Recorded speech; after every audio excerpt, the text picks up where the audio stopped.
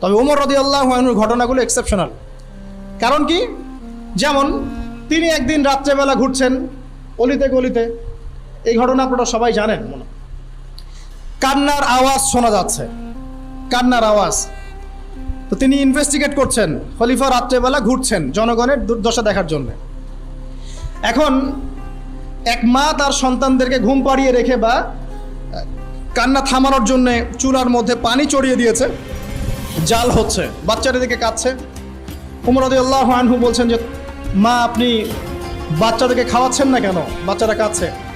ওই মহিলা বলছে, হাদা বাইনি ওয়াল্লাহি হাদা বাইনি ওয়া বাইনা ওমর, আল্লাহর কসম করে বলছি এই ফয়সালা আমার ওমরের আল্লাহর মাঝখানের বিষয়।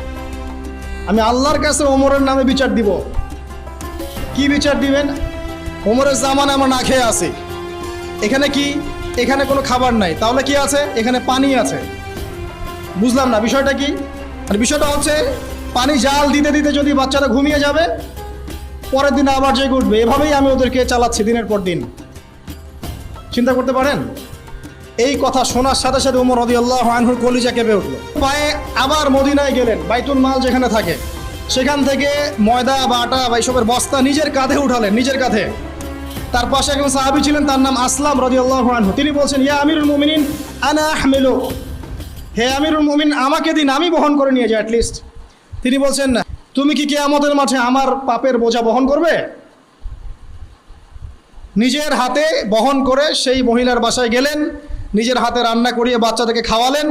এরপর আল্লাহর কাছে দোয়া করছেন, আল্লাহ আমি আমার সাধ্যমতো চেষ্টা করেছি, জাহাদতু মাস্তাতাতু ফাগফিরলি, আমি আমার সাধ্যমতো চেষ্টা করলাম, আল্লাহ আমাকে মাফ করে দাও।